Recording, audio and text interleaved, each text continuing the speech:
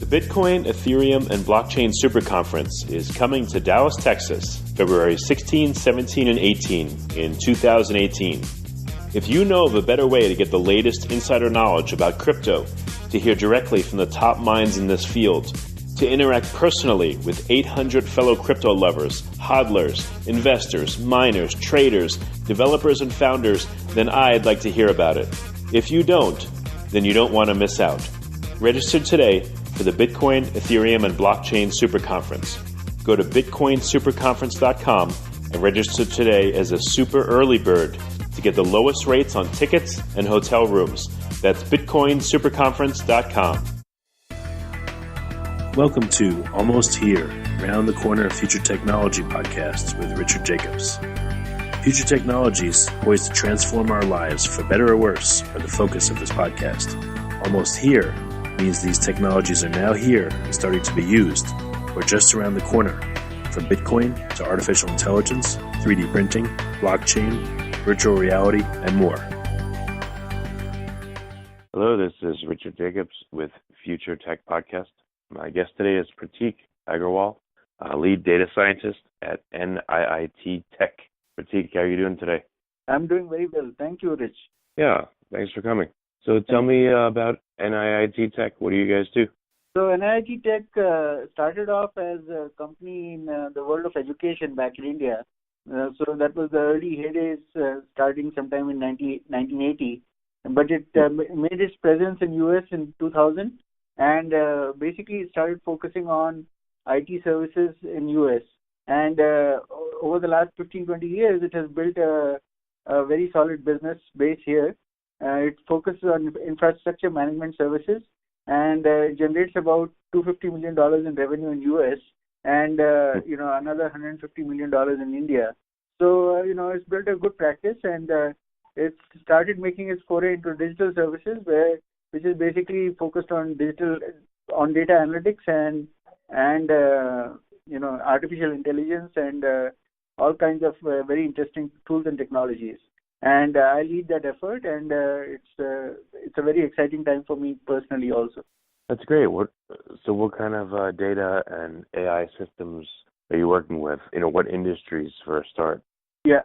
So we focus on 4 verticals. We focus on investment banks. We focus on insurance companies. We focus on travel and leisure, and we focus on media. We also have a division called Other, where we bucket everything that doesn't go into any of these 4 divisions. But, primarily we focus on these 4 verticals. And within these verticals, for example, we started off by focusing on high-value targeting. We would help investment banks and insurance companies figure out customers and, in different zip codes and areas and help them target their resources on marketing to these customers that they are probably not targeting. So we were being able to generate revenue for our customers in that process. Yeah, let's go through an example if you can. You don't have to reveal the company's name or anything, but what's an example of analytics and how did you help a company? Right. So, for example, we worked with an investment bank recently where, the investment bank wanted to figure out, the zip codes in which they have offices, how can they approach more customers and get more clients. Now, being an investment bank, they usually focus on customers that are of high value. So, for example, they expect the customer to have a net worth of greater than $500,000 and you should own a house which is probably worth $1 million, something like that. So, we take all the concepts that they have for what should be an ideal customer for them. And then we also get a list of their existing customers. We take that information and then we do data analysis on that data to figure out what are the customers that come or possible prospects that come very close to, what these guys are focused on and where they're being successful. And then we pass on the list to them, and we also help them in figuring out what is the best way to market to these people and what marketing channels should we pursue. So what we have done over time is we have built an architecture. It's a 7-layer architecture which starts off by combining external data and internal data. External data being, your social media data, your demographic data about your prospects or customers. And internal data is the transaction information that a company usually has about its customers. So we help them integrate all this data and then run algorithms on top of the data. So of course there are data quality issues. So we help figure out how to sort out the data quality issues, and then finally, once we get good quality data, then we start focusing on how to hash this data and how to segment the customers, and then figure out which are the best segments that the company should be focused on in increasing its business. How successful is this kind of work? I mean, how much of an improvement have you been able to get in response for various companies you worked with? So we usually promise a lift of at least 50% to our customers. So, whatever hit rate they have with their existing marketing techniques, we promise them that, with using our list and focusing on customers based on our data analytics algorithms, you'd be getting a 50% lift in your marketing techniques. That's a lot. Yeah, that's huge. Yeah, it is. Is this for companies that just have a ton of customers, or will it work for companies that have fewer customers that pay a lot more, that are higher value? No, like I said, this is primarily focused on high value targeting. So usually, the number of people falling in the bucket of high values is usually in the thousands or maybe tens of thousands, but that's about it. So, and those are the kinds of customers the investment banks are mainly looking for. But they also want to get to target these customers when they are going through certain life events. For example, if they had a baby in their family, or they had a divorce or a recent marriage.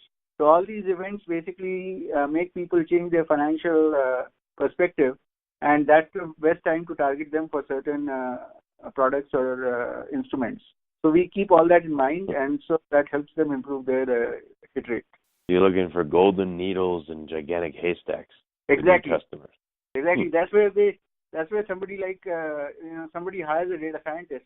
Otherwise, we data scientists would have very little value if we were not busy looking for needles in haystacks. So what do most companies do instead? They just do broad-based shotgun blast advertising in the hopes that they'll pick someone up? Pretty much. I mean, they buy lists from different resources. For example, they'll buy lists from Hoover's or something like that, and then target every possible customer. But the challenge is that when you are doing high value targeting, you have to spend some marketing resources as well as some human resources on chasing these customers. You have to make phone calls, you have to contact them, so you cannot be spending your resources without thinking through the process. So that's where the challenge comes in. So okay, so if you identify what you think will be the good customers based on what's going on in their life, what about the marketing itself? Do you change the marketing messages to cater to those people very specifically, or what else goes into a successful campaign? So like I said, we basically are an infrastructure management service focused company. So we go about trying to provide an end-to-end solution. So if a company says we don't have good marketing plans or good marketing content or good marketing material, then we have a team here that helps them create that marketing material and also focus their resources properly. But every company is different. Most companies say that all we need is data, and we will go about conducting our marketing processes just as we had done earlier. So we have to comply with whatever they're comfortable with. But definitely we have resources to carry out the process end to end. Yeah, I've been in marketing for a number of years, and it seems like some customers will resist. They, like you said, they'll just say, "Just give us the data, and we'll do the marketing." Right. You have companies that do that and then fail, and then say, "Oh, the data wasn't good." Or what do you do in those situations? It's the law of averages. Some companies succeed, some companies fail. I mean, either way, we are always available to them to help them out through the process. So, we make ourselves available as much as possible. What would you say are some of the hallmarks of successful companies that work with you versus ones that are not?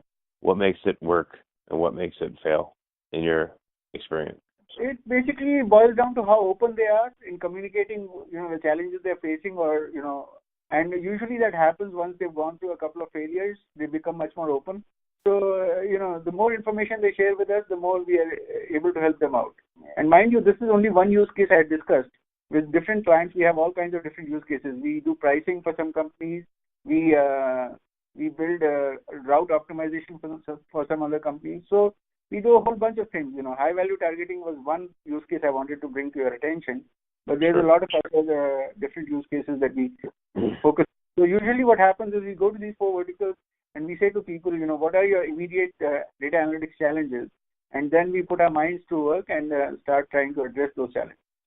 Yeah, let's talk about some more of the use cases. You said route optimization, maybe like a UPS or a delivery route, a company that does that kind of stuff. Tell me. So you're surprised how much companies that you would traditionally think are doing are in the business of transportation are really handing over their planning and day-to-day activities to third parties. So we work with these third parties in figuring out what is the best.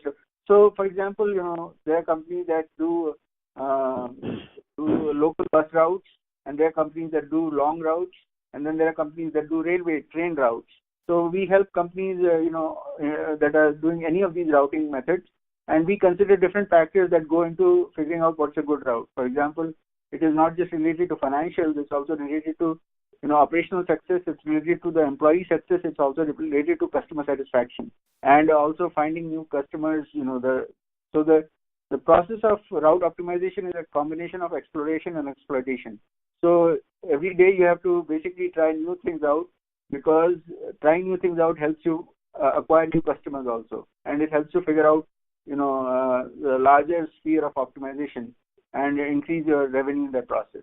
So all these factors come into play. So there's maybe one quick example of route optimization. How much do you cut down the gas expense or the time between stops, or what are the results? Yeah, definitely. So it's a two-way street, right? On the one hand, you want to cut down your costs. On the other hand, you also want to increase your revenue. So that's the balancing act. So, talking in terms of as a data scientist, we start using concepts around constraint programming, and there might be products and tools available, in the market which are off the shelf or, shrink wrap, but they do not do the justice to the problem. So what we bring to the table is, our unique understanding of the problem and understanding, the challenges the company is facing and where there's room for improvement. And so we bring all that to the table, and we provide the best possible constraint programming algorithms to make it happen. Any metrics on how much you've been able to help a company in this area? Yeah, we managed to cut costs. I think usually 5 to 10% of cost reduction is very easily possible, and increase in revenue is anywhere between 10 and 20%. All right, let's continue on. What other use cases? So recently I've been pretty much trying to focus on blockchain, because this is a new technology, and we have started getting into blockchain. So starting 2016, late 2016, we started focusing on how to build our expertise and also our capabilities in the world of blockchain. So what we have done is basically we started off with some very simple use cases in the world of blockchain, and each use case is primarily focused on understanding a few strengths of blockchain. So each use case does not capture all the advantages of blockchain, but one or two main advantages, so that it helps us understand what the advantages of blockchain are. And then we are building up on these use cases. So, and then our goal is to provide all these services to our existing customers. So our goal is to take the technologies that we are building in the world of blockchain and then bring it to market. Given that we already have a good presence in all these four verticals, it is a good opportunity for us to further grow our business. Well, what kind of use cases in blockchain are you focusing on? Which fascinates you the most, and have you had any successes yet, or is it still early? We've started talking to our customers. We have had success in terms of building technologies, and we have started our marketing process. It's been a year. It's been a very exciting year. We have started building patents, and once we have patentable technology, we have already filed for some patents. And once those patents go through, then it will give us more credibility, and we will be able to present our tools and technologies with much more confidence.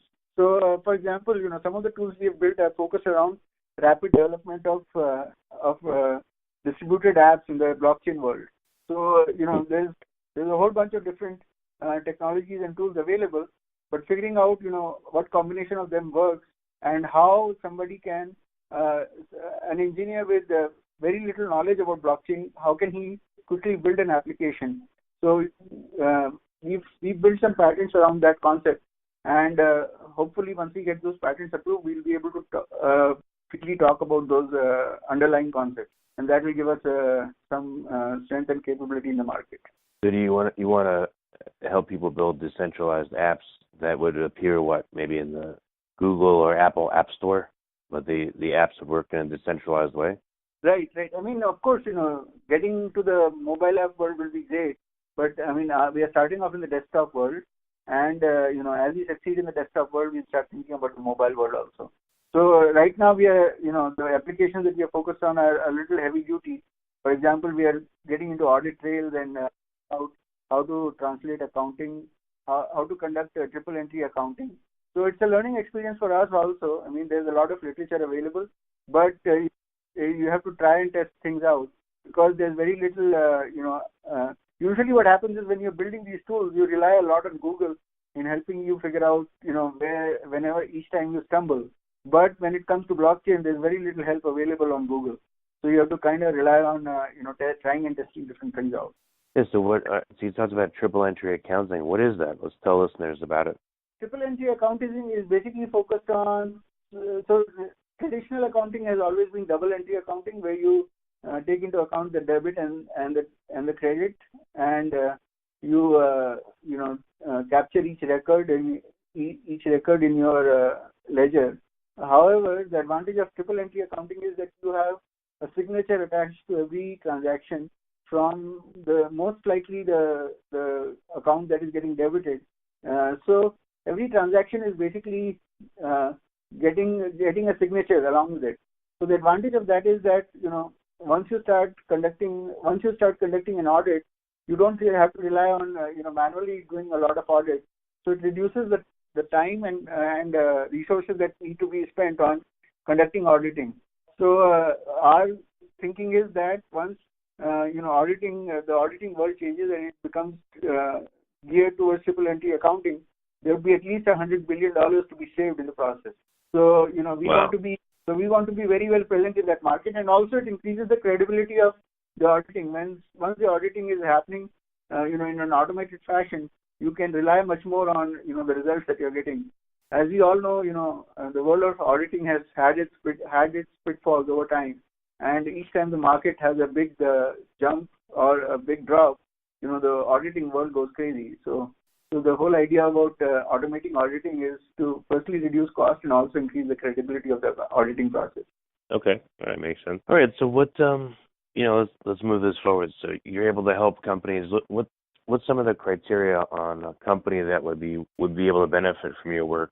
How big a company, how small, what kind of approximate budget do they need to work with you?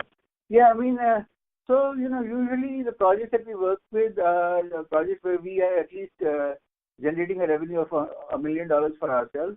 But usually we start off with proof of concepts, and proof of concepts can go anywhere from $50,000 to $100,000. So companies that are good at doing all this, companies that have at least anywhere between $500 million to $5 billion in revenue. So those are the companies that we end up targeting. So. And how long are your engagements? Once the engagement starts, it kind of becomes ongoing. I mean, they start seeing results within the first 6 months, but it becomes ongoing because once they start seeing results, analytics is a never-ending process. You want to investigate further and further and figure out how you can improve your business on a regular basis. So, we end up placing resources within the company, and we end up, interacting with them on a regular basis, once the business develops and matures. Have there ever been situations that you just couldn't solve? You couldn't find the golden needle in the haystack? Or can you always with time and effort? No, I mean, definitely there are challenges. But I wouldn't say we have not succeeded. It's, certain problems that take a longer time than usual. So, a company might get, it might start feeling the pinch of the budgets and all that. So what I've seen is that projects get stalled a little bit, but, once the effort is put in, the data science is always successful on its own. That's great. Okay. Prateek, so how can companies that are interested in improving their sales results get in touch with you? What's the best way? Yeah, we have a very active web presence. We have a very good sales force also. And, our client base is pretty strong. So, our clients are always very good referrals for us. So any of these three channels are great for us to build an interaction with the new prospects. I mean, my phone number and my email address is always available. So. All right, so let's tell people the website. Where can they go to get more information? What's the URL? So the website is www.niit-technologies.com. And, that's the starting point. You'll get all the information and, all the contact information. So that's a good place to start. Okay, very good. Well, Prateek, thanks for coming. And I'm glad that you're using all this data and everything to help companies out. Sounds really interesting, the process. So, yeah, thanks for coming on the podcast. I appreciate it. Thanks a lot. The Bitcoin, Ethereum, and Blockchain Super Conference is coming to Dallas, Texas, February 16, 17, and 18 in 2018. If you know of a better way to get the latest insider knowledge about crypto, to hear directly from the top minds in this field, to interact personally with 800 fellow crypto lovers, hodlers, investors, miners, traders, developers, and founders, then I'd like to hear about it. If you don't, then you don't want to miss out. Register today for the Bitcoin, Ethereum, and Blockchain Super Conference. Go to bitcoinsuperconference.com and register today as a super early bird to get the lowest rates on tickets and hotel rooms. That's bitcoinsuperconference.com. You have been listening to Almost Here, Around the Corner Future Technology podcast with Richard Jacobs. Subscribe to this podcast, post a review to discover more future technologies that are poised to transform our lives for better or worse, such as Bitcoin, artificial intelligence, 3D printing, blockchain, virtual reality, and more.